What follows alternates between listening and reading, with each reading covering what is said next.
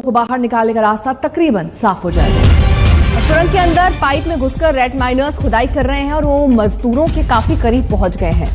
जानकारी यही है कि 52 मीटर तक पहुंच चुके हैं। 57 मीटर का ब्रेक थ्रू पॉइंट है, यानी सिर्फ 5 मीटर की चुनौती।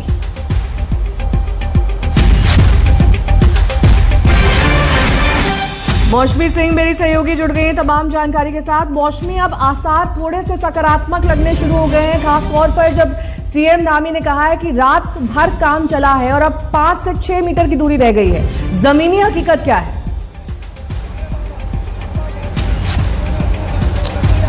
नेहा, बिल्कुल देखिए, 17वें दिन तमाम मुश्किलों के बावजूद, येलो वार्निंग मौसम की और तमाम संघर्षों के बावजूद आज एक खुशखबरी आने के आसार हैं। 17वें दिन तमाम संघर्षों के बाद इस टनल से 41 मजदूर जो है उनका बचाव किया जाएगा। बताया जा रहा है कि बस फिनिशिंग लाइन के बेहद करीब एजेंसियां पहुंच गई हैं और आप देखिए यही वजह है कि जो 17 दिन तक जो तस्वीर नहीं दिखी वो आज दिख रही है। हम देखिए जिस पाइप के जखीरे पर खड़े हैं, ये पाइप वो पाइप से जिसके जरिए पहले खाना पहुंचाया जा रहा था, लेकिन तब से अब तक कई मोड़ आए, कई मुश्किलें आई और कई बाधाएं टली। उसके बाद आज इस मंजिल पर पहुंचे हैं कि शायद मजदूरों को जो है बाहर लाया जाएगा। पीछे आप देखिए उसकी तैयारी कुछ इस तस्वीर से नजर आती है। सड़क को पाटा जा रहा है। साइड में देखिए किस तरह से एक तैयारी वेलकम की हो रही है, स्वागत की।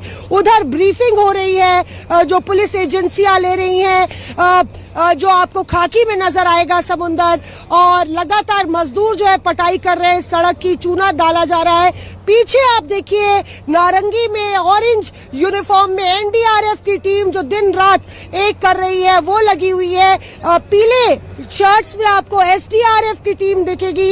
इससे ये पता चलता है कि किस तरह से युद्ध स्तर पर काम चल रहा था और किस तरह से जिंदगी की जो जंग मजदूर लड़ रहे हैं उनका हौसला बुलंद करने के लिए कोई कोर कसर नहीं छोड़ी जा रही थी। सबसे महत्वपूर्ण ये हो जाता है, अगर सत्या रोतरे थोड़ा दाईं तरफ आपको दिखाए, वो ऑगर मशीन, सत्या इस तरफ आप दिखाइए, जो ऑगर मशीन जिसके जो पूरे राहत के केंद्र में थी और जिसके खराब फंसने से जो है कार्य में देरी हुई, उसी तरह की ऑगर मशीन आप सामने देख सकते हैं, जिसके पीछे वो टनल है जहां पे काफी हरकत नजर आ रही है, लगातार आवाजाही है और कुछ ही मीटर, महज 3 मीटर का फासला संभवतः बचा है जब ये जिंदगी की जंग जीती जाएगी। तो आइए बात करते हैं, क्योंकि नेहा बहुत कुछ तस्वीरें बोलती है और आज जो माहौल है वो थोड़ा सा खुशी का नजर आ रहा है। जैसे ही उत्तराखंड के मुख्यमंत्री धामी साहब ने ये खबर दी कि कल काम अच्छा रहा, रात भर काम चला, उसके बाद उम्मीदें और दुगनी हो गई हैं। कल्पना कीजिए कि तमाम मजदूर, उनके परिजन यहाँ पे आए हुए हैं और दूर दूर से उत्तराखंड वासी भी गंगोत्री से, यमुनोत्री से यहाँ प्रार्थना कर रहे हैं। आप लोग भी लगातार दुआ कर रहे हैं। क्या माई क्या क्या प्रार्थना कर रहे हैं? ऐसे कर रहे हैं, देव देवता, इष्ट देवता, कुल देवता, भोगनाथ, सगरनाथ, हे भगवान, गंगा, यमुना, हमारे बच्चे लोग बाहर निकल जाएंगे, ईश्वर राणा, जस करे बच्चे सब, हमारे बच्चे सब बाहर निकल जाएंगे। शाम को हमारे बच्चे निकल जाएंगे बाहर। जी, तो मैं हम गंगोत्री से आए मैम, और गंगोत्री से आए हैं, हमारी टीम पूरी गांव वाले आ रखे थे यहाँ पे और नाग देवता से प्रार्थना करने आ रखे थे और गंगा मैया से प्रार्थना करते हैं, रोज ही करते हैं और पूरी आश है। देशवासी भी सुनना चाहते हैं और आपके साथ प्रार्थना करना चाहते हैं। बिल्कुल। क्या प्रार्थना बिल्कुल, प्रार्थना में हमने अब यहाँ पे आके भी नाग देवता को मनाया है, गीत के माध्यम से, एक भजन के माध्यम से, और मैं गाना चाहूंगी, बताना चाहूंगी गंगा मैया जी। तो गंगोत्री की गंगा माँ भगवती तू दणी है जे, यमुनोत्री की यमुना माँ भगवती तू दणी है जे, गंगोत्री की गंगा माँ भगवती तू दणी है जे। देखिए, ये एक आस्था का, एक भावना का, एक उम्मीद का जो जुड़ाव है वो तमाम न सिर्फ उत्तराखंड के वासी बल्कि देश भर के वासी महसूस कर रहे हैं। प्रधानमंत्री ने भी कल इस बात का जिक्र किया कि पूरे देशवासियों को दुआ करनी चाहिए। वो भी दुआ कर रहे हैं, प्रार्थना कर रहे हैं कि वो 41 मजदूर जो है सुरक्षित बाहर आ जाएं। तो काफी ये नाजुक घड़ी है, इंतजार की घड़ी है, इंतजार लंबा है। और सोचिए उन मजदूरों का जिनको हर दिन ये उम्मीद होती है कि आज वो ये रोशनी देखेंगे। तो नेहा, ये बताया जा रहा है कि लगातार जो रैट माइनर्स हैं वो अपने काम पर लगे हैं, शिफ्ट्स में काम चल रहा है। और जाहिर तौर पे ये वो घड़ी है जब तमाम एजेंसियां, चाहे वो प्रधानमंत्री कार्यालय हो, उत्तराखंड सरकार हो, एनडीआरएफ हो, एनडीएमए हो, एनएचएआई हो या मिनिस्ट्री ऑफ ट्रांसपोर्ट, पूरी तमाम नोडल एजेंसीज एकजुट होके इस काम को, और तमाम अंतर्राष्ट्रीय कंपनीज की भी मदद ली गई है जिसके जरिए इसको पूरा अंजाम दिया जा रहा है। आप देखिए पूरा जो ये एक वॉर जोन में आप देखिए तब्दील हुआ है। वॉर जोन ये बताइए, क्योंकि अब से थोड़ी देर पहले वीके सिंह भी वहां पर पहुंचे थे, वो क्या अंदर ही हैं और क्या परिवार के लोग भी हैं? क्योंकि 41 मजदूरों के परिवारों की चिंता बहुत ज्यादा बढ़ रही है क्योंकि कोई डेडलाइन उनको अभी तक मिल नहीं पाई है। बस उम्मीद पर ही अभी यहां पर सारा रेस्क्यू ऑपरेशन चल रहा है। क्या वहां परिवार के भी लोग हैं? अगर हैं तो उनसे अगर संपर्क आप कर पाए।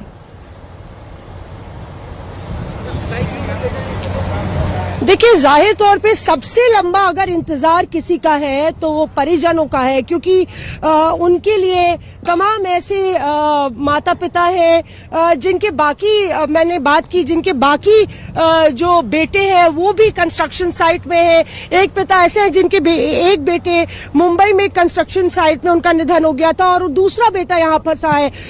तमाम जो है परिवार गरीब तबके के हैं और उनके लिए आखिरी सहारा वो हर एक कोशिश है जो यहाँ पर नजर आती है। जाहिर तौर पे जो परिजन है हम उनसे भी बात करने की कोशिश करते हैं, जो परिवार आए हैं उनसे बात करने की कोशिश करेंगे। पर यहाँ पे देखिए जो बड़ी बात सामने आ रही है कि लगातार संपर्क टेलीफोन लाइन के जरिए, एक लैंडलाइन डाला गया है जिसके जरिए सुबह और शाम जो परिजन है जो इंतजार कर रहे हैं उनकी बातचीत कराई जाती है भीतर। कल हमने देखा कि किस तरह से जो प्रिंसिपल सेक्रेटरी है प्राइम मिनिस्टर्स ऑफिस में पीके मिश्रा साहब, उन्होंने मजदूरों से बात की अर्पिता, और उन्होंने जानने की कोशिश की कि वो कैसे हैं, क्योंकि प्रधानमंत्री ने इस पर स्ट्रेस दिया था जब पुष्कर धामी साहब से एक हफ्ते पहले बात की थी कि मोरल डाउन नहीं होना चाहिए। लगातार उनको जो है विश्वास दिलाना होगा कि ये संभव है और ये मुमकिन है। और यही वजह है कि आज आप देखिए कि एक मैंने उत्तराखंड त्रासदी भी कवर की थी जब बादल फटा था, केदारनाथ तक हमने ये पूरा सफर तय किया था और उस समय भयावह हालात थे ग्राउंड जीरो पर। लौटेंगे आपके पास आशुतोष, जो लगातार 17वें दिन इस पूरे रेस्क्यू ऑपरेशन पर नजर बनाए हुए हैं, उनसे जानकारी लेते हैं। आशुतोष, आपने तो शुरू से लेकर अभी तक सब कुछ देखा है, लेकिन क्या सीएम का ये कहना कि जल्द मजदूर बाहर निकाल लिए जाएंगे, एक डेडलाइन का ना होना, एक समय सीमा ना बताना, किस बात की ओर इशारा करता है? क्या संशय है अभी भी?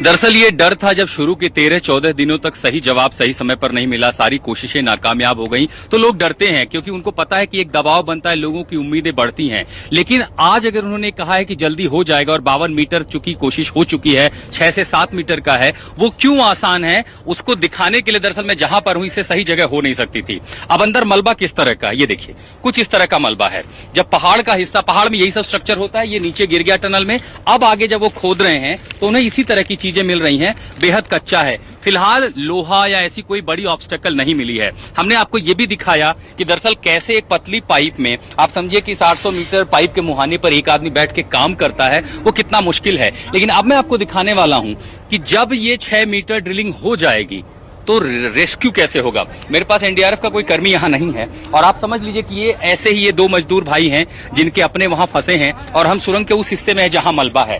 ये स्ट्रेचर सबसे पहले, जैसे पाइप इस पार पहुंचती है, एनडीआरएफ के कर्मी इस तरह का एक स्ट्रेचर लेके आएंगे। इसी स्ट्रेचर के नीचे दरअसल पहिए लगे हुए हैं ताकि फ्रिक्शन कम हो और इसकी वेलोसिटी, इसकी जो रफ्तार है वो बढ़ जाए। अब ये जैसे स्ट्रेचर इस पार आएगा, एनडीआरएफ के कर्मी और एक दूसरे की मदद करेंगे एक एक करके जाने के लिए। हमारे ये मजदूर भाई हैं और ये हमारी मदद के लिए इसलिए आए हैं ताकि हम ये समझा सके कि ऑपरेशन कितना जटिल है। आप जाएं इसके अंदर और ऐसे ही कर्मी जो है एक दूसरे की मदद करेंगे।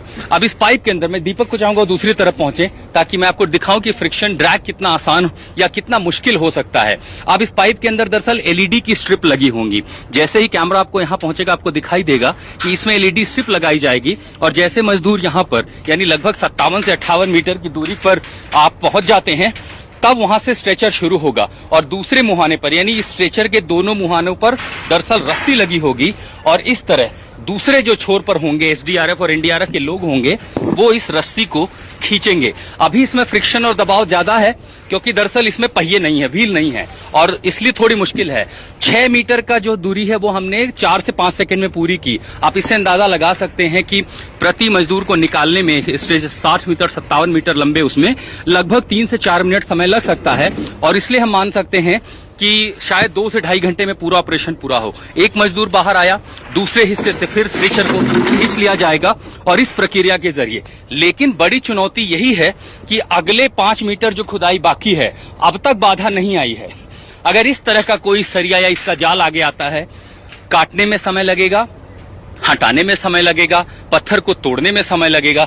लेकिन चूंकि आज सुबह से अब तक जो शुरुआत हुई है वो ढेर सारी उम्मीदें लेकर के आई हैं, सब कुछ सकारात्मक रहा है और इसलिए ये जरूर माना जा रहा है कि संभवतः आज शाम को वो चमत्कार हो जाए। दरअसल रास्ता बाधित हो रहा है, मैं दीपक से कहूंगा आगे आ जाएं इस तरफ, क्योंकि ये जहां हम खड़े हैं बहुत क्रूशियल पॉइंट है।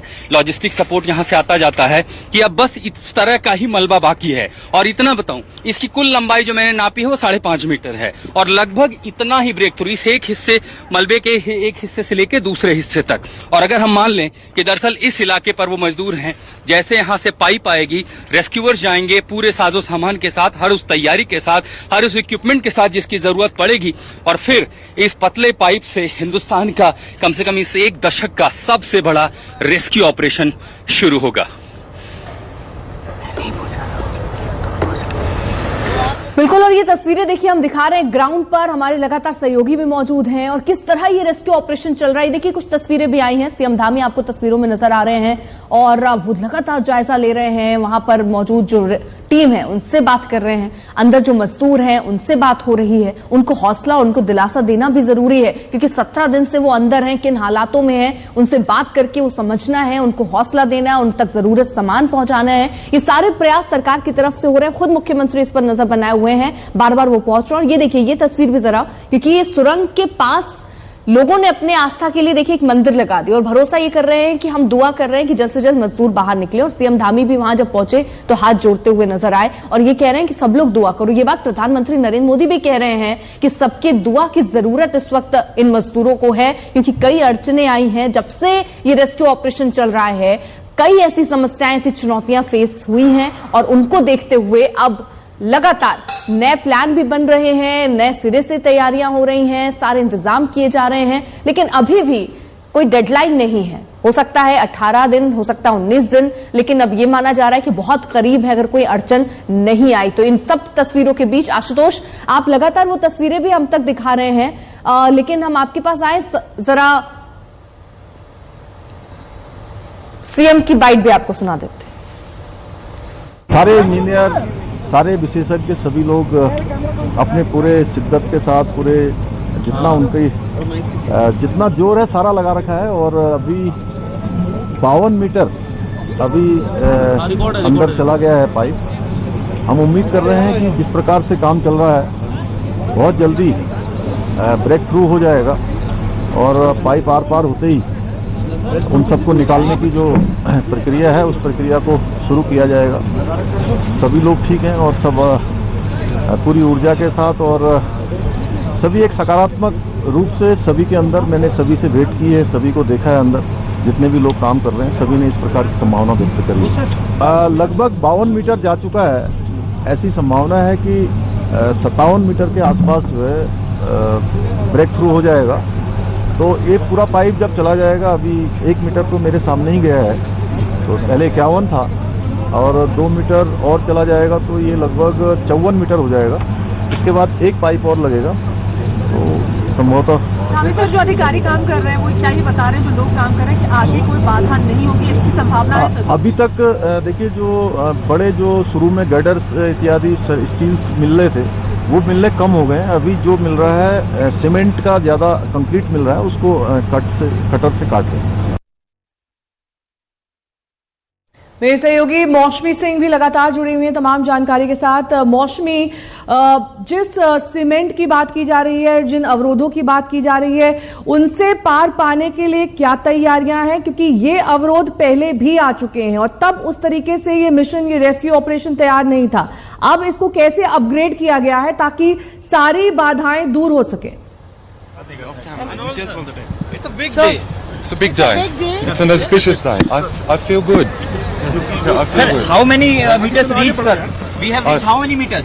So are you hopeful today that it will be the light at the end of the tunnel? I feel really good today.